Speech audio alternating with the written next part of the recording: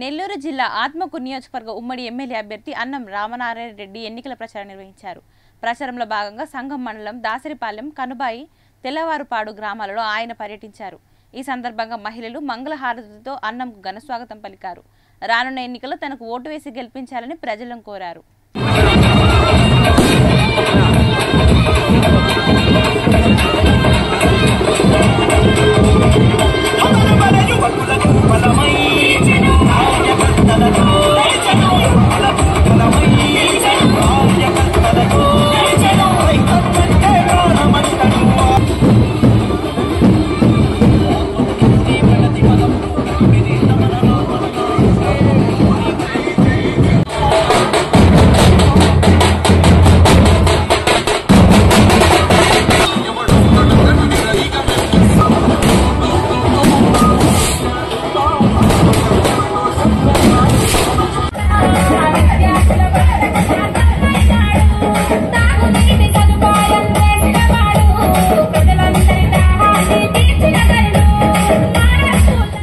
మీ బిడ్డలకు మీ యొక్క ముందు తరం వాళ్ళకి ఒక మంచి మార్గాన్ని చూపించే ఎన్నికలు.